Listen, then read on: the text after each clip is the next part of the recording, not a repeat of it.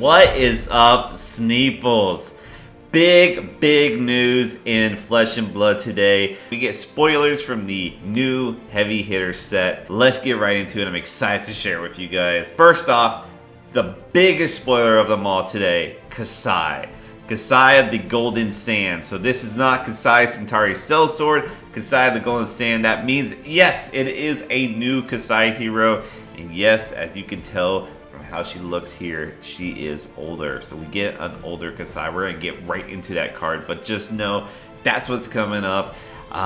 This is great for Kassai players. You know, she is kind of getting close to Living Legend in Blitz, so it still allows you to still be a fan of Kassai and play her outside of Blitz, but you can still play her in Blitz too because she's a different hero. Let's get right into the actual spoilers. As mentioned, here she is, Kassai of the Golden Sand, 4 intelligence, 40 health, your typical, hero spread there. But with the new ability, if you drawn a card this turn, your sword attacks, and that is attacks, that's plural, costs 1 less to activate. So kind of encourage a blade hold within her own ability as long as you draw a card. That's pretty good. That makes it a lot easier to get those big turns. She also has the effect, once per turn action, you can banish 2 red cards, 2 yellow cards from your graveyard. The next turn a weapon, or the next time a weapon hits a hero this turn, create a gold token. So kind of a way to just utilize your graveyard. It has go again. There's really not a huge cost to this other than just banishing cards out of your graveyard. But if you're not running cards like Remembrance or any sort of recursion, there's really no cost at all to this. So it's just upside. Now, the upside of it is a gold token, which we will go into. There's a lot of things that came out with some gold tokens. We'll get into that. And we might see that this matters quite a bit. But it also just might be just something that's okay. It does allow, at the very least, having a gold token allows you to pitch a blue, draw a card, and have a resource remaining. So it allows you to activate her passive ability, which is an ability that just allows your sword attacks to be free. So very cool, very interesting to see. This is the adult Kassai version. This is really exciting. Let's go and look at her young version. Totally love the art on this. It looks beautiful. It's great. I always thought Kassai was the one of the more beautiful characters out there, and this artwork really shows that. I love the colors with it. I love the flow of it. It's just great. So that's all I'm gonna say on that. It's the same abilities, 4 health or 4 intelligence, 20 health. But different than the Kassai Centauri Sellsword. So that one probably is the better one right now. I mean, making your second attack free is really good, but her time is coming to an end, so this will help out for sure. Okay, let's move on. We did get some more spoilers today. Here we have starting stake, which is pretty cool. There's a video associated with this. You should definitely watch that. It's definitely worthwhile. But this basically saying, this is a 0 cost yellow pitch. That's a promo card, so I'm not sure if it's a common, a rare, or whatnot. I don't know if we should expect this in multiple colors or not. Who knows? But what we do know is that if you control no gold tokens, you create a gold token for free. And it blocks for 3. So it's actually really good. So this card allows you to bypass having to wear the Crown of Dominion. You don't have to wear the Crown of Dominion anymore to have a gold token. Instead, this is a generic action that can give you a gold token. It doesn't have go again, so it's probably something you want to play at the end of your turn. But giving it a gold token means there's other ways to wearing the crown to, play cards like Cash In effectively. And that's a very good card, right? You're drawing 2 cards for 1. So pretty damn good. We got the gold token for this set. Seeing the dwarf hand that you see with starting stake, that's definitely his hand there. Just allowing you to do gold token stuff. So pretty damn cool. Like that. All right, let's get into some of the new cards. We get Test of Strength. And this says when this defends clash with an attacking hero, the winner creates a gold token. This is a block card, so we are seeing block cards be more utilized. It wasn't just a bright lights set thing. Now we're seeing block cards here. It is a red pitch block card. So this, I would imagine there's probably yellow and blues with this as well, but we get the ability Clash here. And we still don't necessarily know what Clash is, but we kind of actually do. It actually was spoiled to us. So let's get into that real quick and we'll get back to that card. So here we have this card, Test of Agility, another block card, this one being a hybrid between Brute and Warrior. And this says when this defends Clash with an attacking hero, the winner creates an agility token. And now we get to know what Clash is in this parentheses text here. Clashing hero reveals the top card of their deck. The hero that reveals the card with the greatest attack wins.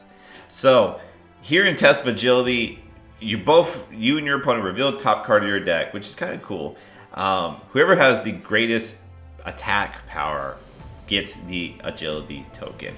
So going back to our last card with Test of Strength, whoever has the greater attack power gets a gold token, which is again another way, that's a generic way to create gold tokens, making you less reliant on that Crown of Dominion. Now you only really want to wear the Crown of Dominion if you want to be royal. But yeah, Test of Strength, a very, very interesting card.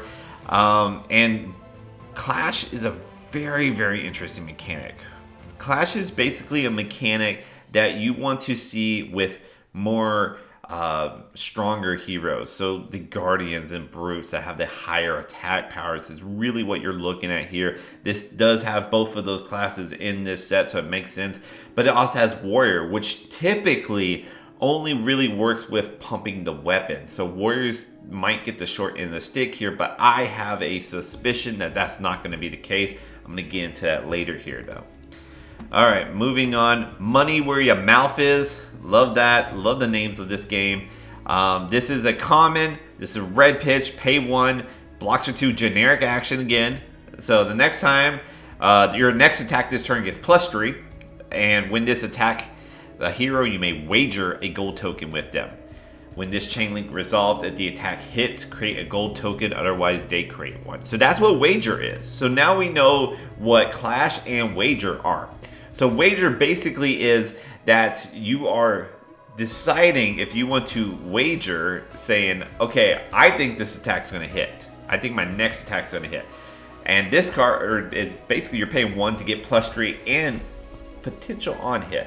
You have to wager that that attack's going to hit. If it hits, you get the gold token.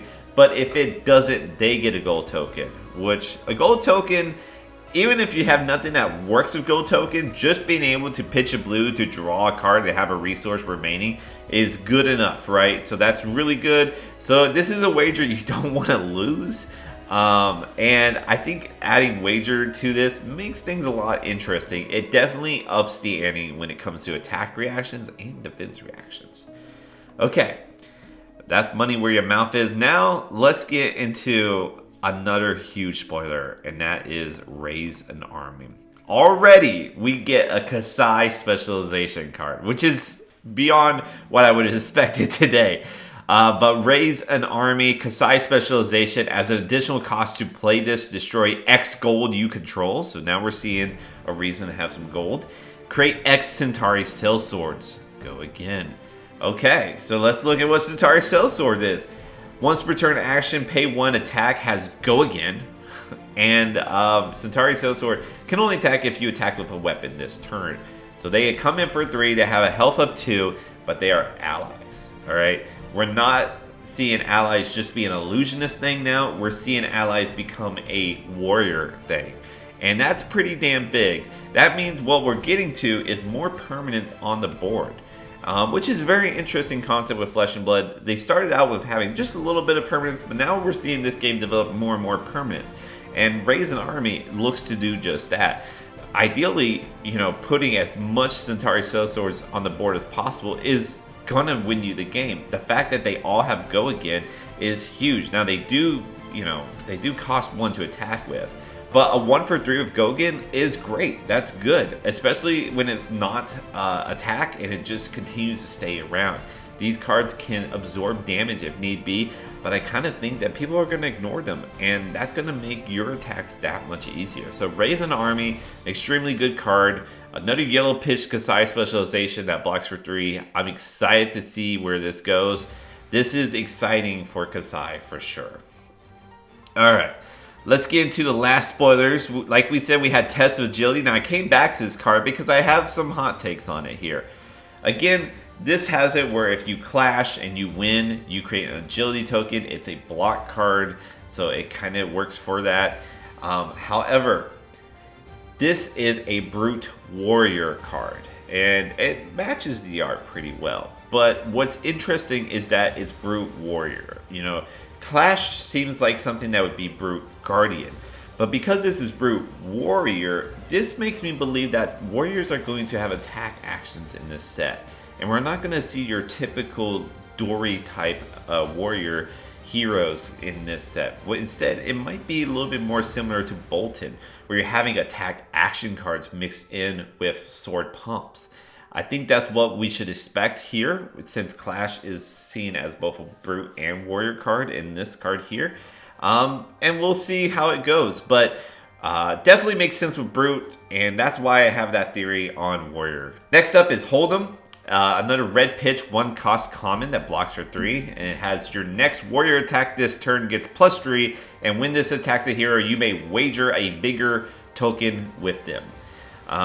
So a little less. Vigor is 1 resource, 1 free resource, so I mean it is still very useful, but yeah, no, this is cool. I love the wager mechanic. It's actually really fun. I think this is a great way to be like, okay, I feel like I'm gonna hit here versus man, I hope I hit here. D-reacts are going to be big. I think we're going to see a lot in this set, and then I think we are going to see maybe even some attack reactions as well, just to kind of counter that wager play. Okay, moving on. Now we just have some equipment. We get the common equipment set here, starting with Bloody Oval. Its block is equal to the number of opposing heroes with greater life than you, which basically means that it could have a block for 1 on a 1v1 or 0. Or if you're playing UPF, it could have a block of 3. Just kind of a generic equipment that is allowed to be played everywhere. But what's really interesting is that this is the first generic shield. Shield was typically seen as a guardian and then became a warrior thing, which that made sense. But now we're able to see anyone be able to use a shield. So hell, you could be a wizard using a shield. You wouldn't, but you could. Next up is Grandstand Lay Plates. Same deal. If your opponents have more life than you, then the defensive block goes up. And then you see that for the rest of these cards here. This is the person behind it. You can see it creates this person here. So I don't think this is going to be a hero that we're expecting, but we are expecting to get some warriors. We're expecting this might be our warrior, but we're expecting probably getting a new guardian. And are we going to see a familiar brute? Has Reinhardt entered the arena? It's hard to say. We'll find out, but we're definitely getting a new guardian. I don't think Bravo is going to be here. I think we're going to get someone new. I also think we are going to get a new brute as well, to be honest. Yeah, there it is. Kassai in all of her glory. It comes in with the full art. I don't know how to get this yet. No one knows quite yet, but she's looking great. Love the stands with her. She's bringing her element to the arena. Really cool. Great job, LSS. This keeps the fans excited.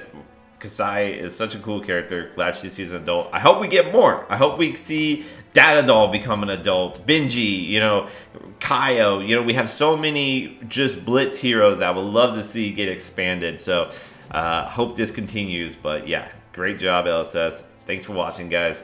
Catch us on our next one. Till then, keep on fabbing.